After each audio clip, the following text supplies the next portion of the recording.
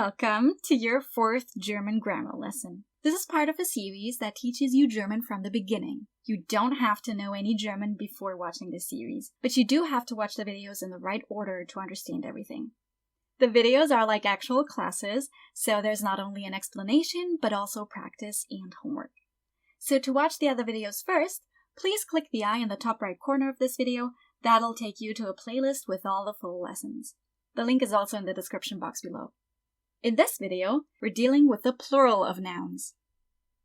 Before we're diving into the video, here's all the vocab from the previous lessons. So in case you haven't written those down in your German notebook, please do that now. These are the lessons 1 and 2, and there's lesson 3. All the words you have to know so far. Now in English, it's pretty easy to form the plural, right? Normally you only add s. The house, the houses. Sometimes there are exceptions, like the child becomes the children, but generally it's not a big deal. People just have to memorize those. Whereas in German, very few nouns form the plurals with an s. Those that do are usually borrowed foreign words, but I'll show you those later. Other than that, German has several ways of forming the plural. It is therefore necessary to learn a new word with its plural form. So from now on, when I teach you a new noun, I'll not only teach you the gender that comes with it, but also the plural. You just have to memorize them together. One rule that you should remember is that the German plural nouns take the article die. Even if they're not feminine, it doesn't matter. Just look at das Hotel, okay, the hotel. It's neuter and it's one of the few nouns that form the plural with an s. So if you turn it into a plural, it becomes die Hotels. Now I'll show you the possible plural patterns in German, because it can't be like any ending, there are actually some patterns. Some nouns don't change at all. For example, das Mädchen becomes die Mädchen, okay? The girl, the girls. So how do you know if a noun is singular or plural if you have no context? You don't. You need context. If I see the word Mädchen, there is no way to know if it's one girl or several girls. So you need the article. If it's das Mädchen, I know it's one. If it's die Mädchen, I know it's more than one. Also, if it's a whole sentence, the conjugated verb will tell me as well. Das Mädchen lernt. The girl is studying. So it's one. But die Mädchen lernen. Lernen also tells me that it's plural. Das Fenster, die Fenster. Der Sommer, die Sommer. Das Brötchen, die Brötchen. The bold green words are new ones, and the black ones are from previous videos, and you should know them already. So if you come across a new one, please write it down in your notebook, because we'll be using the new words in the exercises and your homework and later videos. So das Leben becomes die Leben, life. Der Lehrer, die Lehrer. Der Computer, die Computer. Adding Umlaut. You might remember that Umlaut are the vowels with the dots on top. Ä, Ö, Ü. In the last video, I also said that you add an Umlaut for diminutives. Well, sometimes you also do it for plurals. Der Vater, what does that become? What do you think? Die Väter, right. Father. Now, mother. Die Mutter, die Mütter. Der Bruder. What do you think? What does that become? Die Brüder. Correct. Adding en. This is a big one. A lot of nouns end in n if it's a plural. Der Polizist. Die Polizisten. Der Student. Die Studenten. See how I'm pronouncing it? I'm not saying Studenten. I'm saying Studenten. Die Polizistin, female. Die Polizistinnen. See, with female professions, so the ones ending in, like die Polizistin, you double the n right there. Die Polizistinnen. See that extra n? Now, of course, we're going to do die Studentin. Die Studentinnen. A female college student. Die Lehrerin. So what would that be? Die Lehrerinnen. Die Frau. Die Frauen. Die Person. Die Personen. See how I'm stressing the Sohn part? Die Person. Die Personen. It's not person. It's not like in English. Die Zeitung. Die Zeitungen. Die Bewegung. Die Bewegungen. Die Wohnung. This is a new one. It means apartment. die Wohnungen, die Freundschaft, die Freundschaften, die Nachbarschaft, die Nachbarschaften, die Klinik, die Kliniken. See, I'm not saying die Kliniken, I'm saying die Kliniken. That's how a native German speaker would say it, Kliniken. But it's okay if you, at the beginning, can't pronounce it like that and you just say Kliniken or something. It's fine. Die Tür, die Türen, das Thema, die Themen, die Firma, die Firmen. See, for Thema and Firma, that A at the end is omitted. Because it would be weird to say die Themen or die Firmen. So we just say die Themen, die Firmen. Another one is this one. The great majority, actually, of masculine nouns form their plural by just adding E. Der Tisch, die Tische. Der Beruf, this is a new one, job. Die Berufe. Der Film, another new one. Die Filme. Das Brot, die Brote. Der Hund, die Hunde. Das Problem, die Probleme. Okay, adding ER. That's also possible, although not extremely common. Das Kind, die Kinder. Das Ei, this is a new one, it means the egg. Die Eier. Adding Umlaut and an E. Der Ball, die Bälle. Der Zug, die Züge. Die Stadt, this means the city or town. Die Städte. Der Grund, the reason. Die Gründe. Adding Umlaut and R. It's not extremely common either, but a little more than just adding R. So, der Mann, die Männer. And we pronounce the ER at the end kind of like an A, die Männer. We don't say die Männer. Das Haus, die Häuser. So, and U is always pronounced oi. Oi, die Häuser. Das Buch, so this means the book. Die Bücher. Please note that the CH in das Buch is pronounced ch, but in the plural, die Bücher, it's pronounced ch. That's because if the CH comes after A, O, or U, so A, O, or U, it has that guttural sound ch, and after everything else, it's ch. So that's why the pronunciation changed, because the vowel changed before it. The last two. Adding N. Der Junge, die Jungen. For the plural of boy, a lot of people also say Jungs, so they take away that E at the end and add an S, like in English, but die Jungen is just, it's nicer German, okay? But you can say die Jungs as well, if that's easier for you. Die Katze, the cat. Die Katzen.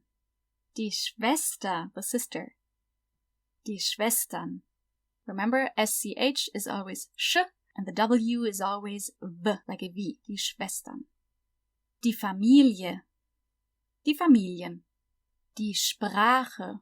This is a hard word. Repeat after me. Die Sprache.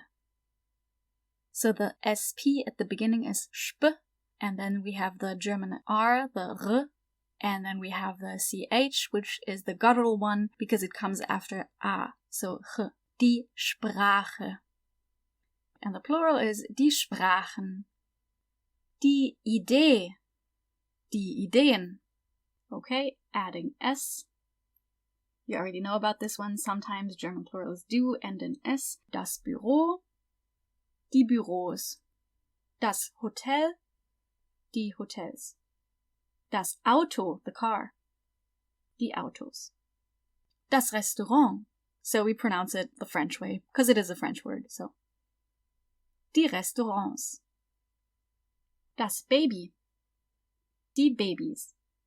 Das Handy, which is a cell phone. Die Handys.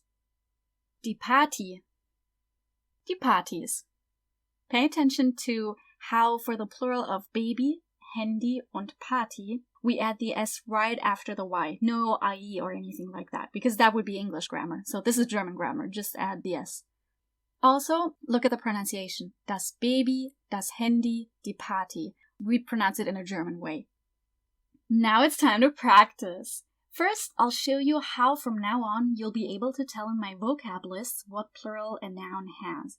For example, a vocab word might look like this. Das Mädchen with a hyphen after it. That means that the word doesn't change, so the plural is die Mädchen. You'll figure it out very easily, so I'll let you do the rest. I'll say the singular noun and you say the plural, and then I'll show you if you got it right. Der Beruf. Die Berufe. Okay. Die Wohnung. Die Wohnungen. Das Kind. Die Kinder. Die Mutter. So those little dots, they mean that you have to add Umlaut. Die Mütter. Der Ball. Die Bälle. Der Mann. Die Männer. Good job, you're doing great. Die Familie. Die Familien. Das Baby. Die Babys. Good. Die Lehrerin. Die Lehrerinnen. Okay, next exercise. I'll give you a sentence with a singular noun in it. You then turn the singular into a plural. I'll give you an example. Das Mädchen malt. So the girl is painting. So now you want to say the girls are painting. Get it? Die Mädchen malen. So you have to change the verb accordingly too. If you still have trouble with verbs, watch videos 1 and 2 of the series again. The playlist is linked down below, like I said before, so go there if you need to. I'm giving you a few seconds for each sentence, so if you need more time, pause the video in between, like always. Die Mutter arbeitet. Die Mütter arbeiten. Der Junge liest ein Buch. Die Jungen lesen ein Buch. Or die Jungs lesen ein Buch. Remember, I told you that you can also say Jungs. A lot of people do that. Technically, die Jungen is a better choice. Das Baby schläft nicht. Die Babys schlafen nicht. Der Mann kocht.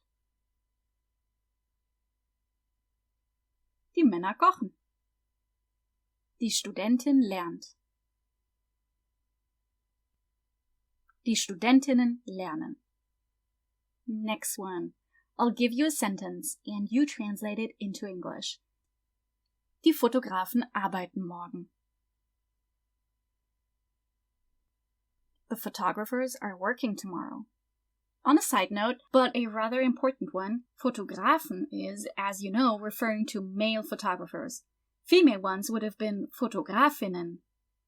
But if you don't know the gender, like for example, you want to say, the plumbers are coming to my house, okay? And you don't know what their gender is going to be, there are several ways around this issue. The completely correct way to say it would be Fotografinnen. In the written form, we put an asterisk in there. If we're talking, we make a glottal stop, Fotografinnen. We don't say Fotografinnen because those are just female, Fotografinnen. That's a development of the past few years. It's not been around for long. The idea behind it is that this asterisk also includes all non-binary people. Before, we used to do it like this, with that slash, or sometimes even by capitalizing the I in the middle of the word. The way we would read that was always Fotografen und Fotografinnen.